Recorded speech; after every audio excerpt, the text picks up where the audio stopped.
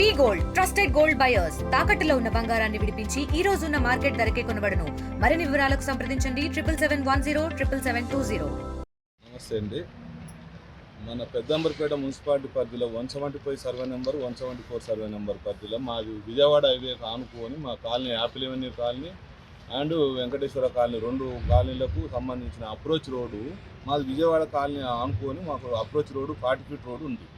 ఈ రోడ్డుని ఒక గత 2 ఏళ్ల నుంచి మమ్మల్ని ఒక పురుషోత్తం రెడ్డి అనే గ్యాంగు, ఒక గిరి, వీళ్ళు ల్యాండ్ క్యాప్టర్స్, వీళ్ళు వచ్చి మా మధ్యరాత్రి కాడ రావడం, రాలేసుడు అండ్ మధ్యరాత్రి కాడ వచ్చి గోడలు కట్టుడు, మధ్యరాత్రి కాడ వచ్చి తొమ్మిపోవుడు, ఇవన్నీ కంటైనర్ లేసుడు, ఇవన్నీ చేసి మమ్మల్ని భయభ్రాంతులను చేసి ఈ మధ్యకాలన ఒక 3 రోజుల కింద అంటే 7వ తారీఖు నాడు పొద్దుగాల వచ్చి ఒక ఓల్డ్ సిటీకి వెళ్ళి బౌన్సర్లను 100 మందిని తీసుకొచ్చిండు.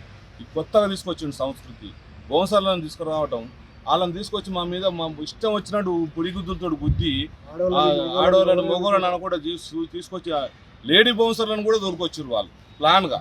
ఎప్పుడేమో మామూలుగా కిరాయి వాళ్ళని తోలుకొచ్చేది కానీ ఈ మధ్యన లేడీ బౌన్సర్లను కూడా తోలుకొచ్చి మా మీద ఇష్టం వచ్చిన దెబ్బలు కొట్టి మళ్ళా మా రోడ్ అంతా మేము డ్యామేజ్ చేసి ఈ భయభ్రాంతులకు గురి చేసే వరకు మేము మళ్ళీ మన పోలీస్ స్టేషన్ పోవడం జరిగింది. 7వ తారీఖు నాడు ఎమ్మెల్యే గారి సహకారం 7వ తారీఖు నాడు పోవడం జరిగింది. తీసుకుని తగిన చర్య తీసుకోమని మేము కంప్లైంట్ కూడా చేయడం జరిగింది. ఇచ్చిన పిదప ఇంతవరకు వాళ్ళని అరెస్ట్ చేయలేదు, వాళ్ళ మీద చర్య తీసుకోలేదు. అంతకుముందు 9 మంది మీద మా కాలనీ మీద మేము ఏ పాపం చేయకుండా కూడా 9 మంది మీద ఒక పెద్ద అధికారి అంట, ఆయన పోలీస్ డిపార్ట్మెంట్లో పెద్ద అధికారి అంట, ఆయన పొదుపాలంతో వీళ్ళు రెచ్చిపోయి మా మీద ఇష్టం వచ్చిన దెబ్బలు కొడుతుంటే కూడా 2 ఏళ్ల నుంచి మేము సహనంతో పాటించి మేము ఇంతమంది భయభ్రాంతులకు గురవుతున్నా కూడా పోలీస్ అధికారి ఇంతవరకు మా మీద వాళ్ళ మీద చర్య తీసుకోవట్లేదు. 9 మంది మీద కేసు కట్టింది మా మీద, ఇప్పటి వరకు 9 మంది మీద కేసు కట్టింది. మేము ఇంతవరకు ఒక్క చర్య తీసుకోలేదు మా మీద. వాళ్ళ మీద ఇన్ని కంప్లైంట్ 7 కంప్లైంట్ ఇచ్చినా కూడా ఇంతవరకు ఒక్కసారి కూడా అరెస్ట్ చేసిన పాపన పోలేదు వాళ్ళని. ఈ మధ్యన మటుకు మరి ఇంకా రెచ్చిపోయి మా మీద పట్టపగలే వచ్చి దాడి చేయడం జరుగుతుంది. బౌన్సర్లను 100 మంది బౌన్సర్లను దొరికొచ్చి ఏం అవసరం? వాళ్ళ ల్యాండ్ అయితే వాళ్ళు తీసుకోవచ్చు, మా ల్యాండ్ అయితే మాకు ఉంటుంది. చట్ట ప్రకారం పోదామని మేము అడిగినాం. మున్సిపల్ కమిషనర్ కూడా ఇలా మేము ఇచ్చిన దానికి ఎప్పుడు మాకు యాంటీగానే మాట్లాడుతున్నాం. ఇలా మున్సిపల్ అధికారి కూడా ఆయన పనిచేస్తుంది గట్టిగా.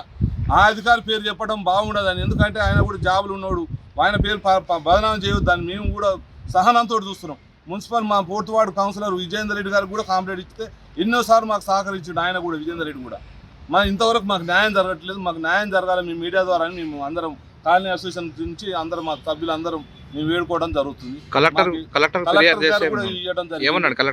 కూడా మీకే న్యాయం ఉంది, మీకే న్యాయం జరుగుతుంది అని కూడా చెప్పడం జరిగింది. ఎవ్వరు ఇంతవరకు మాకు మీద చర్య తీసుకోలేదు. ఎంఆర్ఓ గారికి ఇచ్చినాం, ఆర్డీఓ గారికి ఇచ్చినాం, మీకే న్యాయం ఉందని చెప్పినాం. అది రోడ్లు ఎప్పుడో పోయింది, అది ఎప్పుడో తీయాల్సిన రోడ్డు, అది పాస్బుక్ని మేము ఇంతవరకు తీయలేదు, మాదే తప్ప అని కూడా ఒప్పుకోవడం జరిగింది. ఇంతవరకు అది తీయలేదు, అది కూడా తీయాలని మీ మీడియా ద్వారా మేము కోరుకుంటాం. అయినా మా ఇల్లు కట్టుకున్నాం, పర్మిషన్లు వచ్చినాయి, అఫీషియల్గా ఉన్నాం, మేము అందరం అఫీషియల్గా ఉన్నాం. ఇంట్లో కూడా ఒక్కటి కూడా ఇల్లు అంటే పర్మిషన్ లేకుండా ఇల్లు కట్టుకోలేదు, మేము పర్మిషన్ లేకుండా ఏ పని చేయలేదు ఇంతవరకు. మేము మున్సిపాలిటీ ఆస్తి కట్టుకుంటున్నాం. ఈ రోడ్ అమ్మడి మాకు కృష్ణ వాటర్ కూడా రావడం జరుగుతుంది. ఇంకా ఇంత చేసుకున్నాక కూడా మమ్మల్ని వచ్చి డామేజ్ చేయడం, ఊరికే నైట్ వచ్చి గొడవలు చేయడం. ఎప్పుడు నైట్ వస్తారు, ఎక్కువ నైట్ వస్తారు, ఇష్టం వచ్చినట్టు కొట్టిపోతారు మమ్మల్ని. దీని మీద మీరు మీ మీడియా ద్వారా మేము కోరుకుంది ఏంటంటే వాళ్ళ మీద తగిన చర్య తీసుకోమని మీరు ఈ ప్రసార మాధ్యమం ద్వారా చేసి వాళ్ళని కఠినంగా శిక్షించాలని మేము కోరుకుంటున్నాం. అంతేనండి. అందరికీ వందనాలండి. మేము చెప్పేది ఏంటంటే ఈ మీడియా తరఫున మేము కావాలని కట్టుకున్నాక కూడా ఈ రకంగా వచ్చి బాధ పెట్టడం అది కరెక్ట్ కాదండి. మీకు న్యాయపరంగా మీద అయితే మీరు తీసుకోండి, మేము కాదు అని అనము, మేము ఇయ్యము అని కూడా మేము అనము. న్యాయంగా మీ తరఫున ఉంటే మీ స్థలం మీరు తీసుకోండి. కానీ మమ్మల్ని ఈ రకంగా భార్య పిల్లలతో మేము ఎంతోమంది అనుక్షణం మా భర్తలకు ఏమవుతుందో, మా పిల్లలకి ఏమవుతుందో అని భయభ్రాంతులమై మేము అనుక్షణం బాధపడుతున్నాం, భయపడుతున్నాం. ఇది కాదండి. మనకంటూ ఒక ధర్మం ఉంది, మనకంటూ ఒక చట్టం ఉంది, మనకంటూ ఒక న్యాయం ఉంది. ఇది కావాలి కదా. మనం చట్ట ప్రకారంగా ఏది కరెక్ట్ అయితే దాన్ని చేసుకోండి, మేము కాదని అనము. అయ్యా ముఖ్యమంత్రి సార్, మిమ్మల్ని కోరుకునేది కూడా మేము మీడియా తరఫున ఒకటే, ఇది న్యాయమా ధర్మమా? ఇది ధర్మం అయితే మీరే చూడండి, ఇది మీరు దీంట్లో ఒక్కసారన్నా కనీసం ఇది ఏంది ఎక్కడ ఏంది అనేది బౌన్సర్లనే కానివ్వండి ఎవరినైనా కానివ్వండి ఇది మా ఒక్కరి సమస్య కాదండి. ఇది ఇంతమంది ఇన్ని రకాలుగా బాధపడుతూ ఇన్ని రకాలుగా మేము ఈ మీడియా ముందుకు రావాల్సిన అవసరం వచ్చింది. మా పిల్లలు పెద్దగా మా అంతలు మేము కృష్ణ రామ అనుకొని నిమ్మతంగా ఒక గూడు కట్టుకొని నిమ్మతంగా ఉందామని మేము ఇక్కడికి వచ్చినామండి. కానీ ఈ రకంగా మమ్మల్ని బజార్కి ఇచ్చి ఈ రకంగా బాధ పెడుతుంటే మేము ఎంతసేపు అని ఓపిక పట్టుకోమండి. చెప్పండి, మీరే చెప్పండి. న్యాయం కావాలి మాకు ఇంకా వేరే ఏది అవసరం లేదు. ఇది చట్ట ప్రకారంగా ఇది మీదైతే మీరే తీసుకోండి, మాకేం అవసరం లేదు. న్యాయం ఏం చెప్తుందో అది మాకు కావాలని మేము కోరుకుంటున్నాము. ఇదే అండి మాది 212-215 సర్వే నెంబర్లో మా ఇల్లు కట్టుకున్నాము. అది 1990లో ప్లాట్ చేసి జీపీ లేఅవుట్ చేసేది. ఈ 2 కాలనీ వెంకటేశ్వర కాలనీ హ్యాపీ 11 దానికి రెండింటికి ఇది అప్రిచ్ రోడ్డు. ఇది అప్రిచ్ రోడ్డు. ఇది 175 రోడ్డు ఉంది. వాళ్ళకు ఉన్నది ఏంది 174లో ఉంది. ఆ 174 ఎప్పుడు 60 ఫీట్ల రోడ్డు ఉన్నప్పుడే అది రోడ్లో పోయింది. కానీ అప్పటి ప్రభుత్వాలు అప్పుడు ఏంటంటే పాస్బుక్ క్యాన్సిల్ చేయక పానీతోటి ఈ ధరణి రావడం వల్ల ఆ పాస్బుక్ తీసుకొని ఆ పాస్బుక్ తోటి మమ్మల్ని అది తూర్పునట ఉన్న రోడ్డుని ఉత్తర దక్షిణం ఇది ఖాళీగా ఉంది రోడ్డు అని మమ్మల్ని నానా హింస పెట్టి దీన్ని కబ్జా పెట్టుకోవాలని, దీంతో పాటు ఏంటంటే అధికారుల సహకారంతో వీళ్ళు ముందుకు వెళ్ళి మమ్మల్ని 4 సంవత్సరాల నుంచి నానా తిప్పలు పెడుతున్నారు. ఇప్పుడు మాత్రం ఈ పురుషోత్తమ రెడ్డి అంటోడు ఒకడు వచ్చి కనీసం ఇప్పుడు 1 సంవత్సరం దాటింది. అంతకుముందుకు ఎంతోమంది పోయిర్రు. కానీ వీడు వచ్చి మాత్రం సంవత్సరం నుంచి ఇప్పటికీ ఇది 6 సార్లు 7వ సార్లు ఎప్పుడు వచ్చినా బౌన్సర్లని లేడీస్ని ఎక్కడెక్కడి నుంచో లేడీస్ని తీసుకొస్తాడు. ఆ లేడీస్ మమ్మల్ని కొడుతుంటారు. చేసినా కూడా మేమంటే ఏమి అనొద్దంట. ఇది ఏం చెప్తారంటే పోలీసు వాళ్ళు కూడా వాళ్ళకే సహకారం ఉంది, మాకు మాత్రం సహకారం లేదు.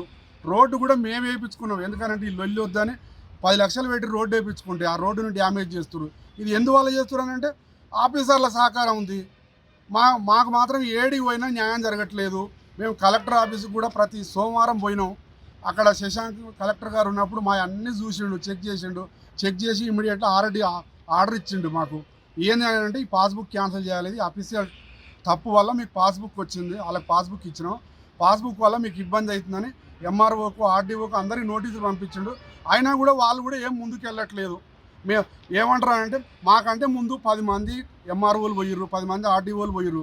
వాళ్ళు చేయండి మేమేందుకు చేయాలి, మేము చేస్తే మాకు ఇబ్బంది అయితే మేము చేయం అనే మాట మాట్లాడుతారు. అందువల్ల ఏంటంటే మీరు ఇది టెలివిజన్ తరపున మాకు కొంచెం అందరికీ న్యాయం చేయాలని, ఈ గ్యాంగును మాత్రం జర కట్టడి చేయాలి ప్రభుత్వం తరపున.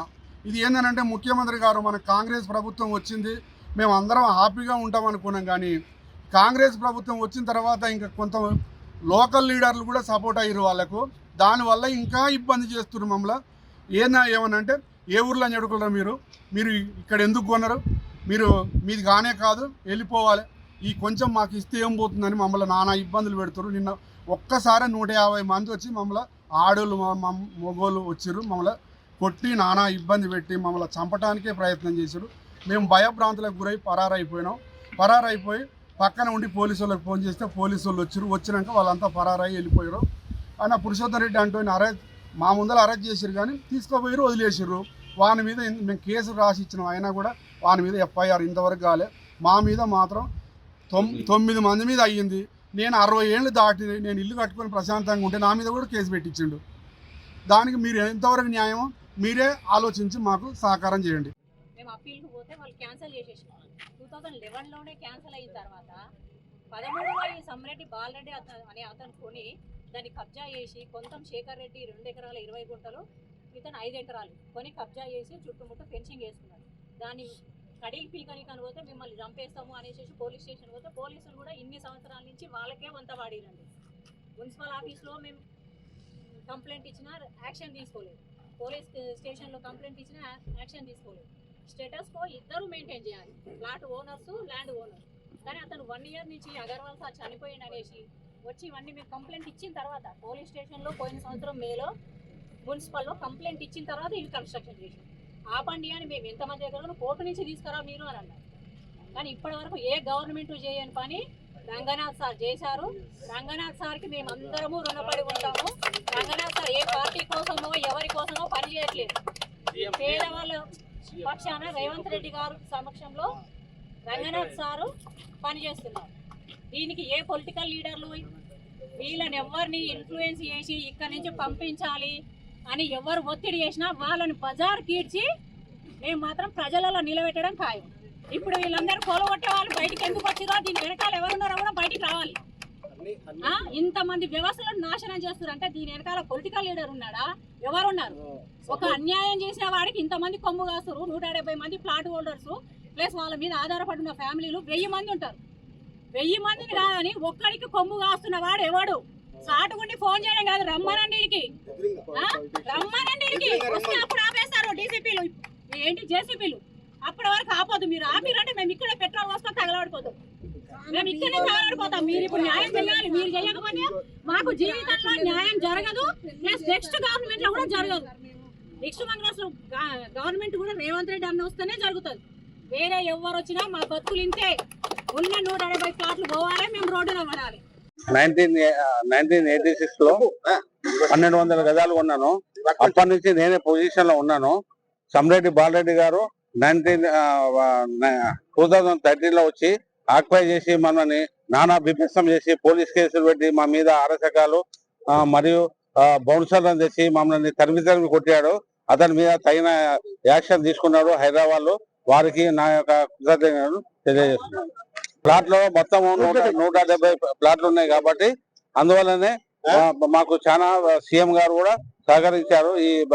ఈ యొక్క హైదరాబాద్ తెచ్చి వారికి మా యొక్క కృతజ్ఞతలు తెలియజేస్తున్నాం. మరిన్ని వీడియోస్ కోసం ఛానల్ సబ్స్క్రైబ్ చేయండి. లేటెస్ట్ అప్డేట్స్ కోసం వాట్సాప్ ఛానల్ ఫాలో అవ్వండి. అండ్ లింక్ డిస్క్రిప్షన్ లో ఉంది.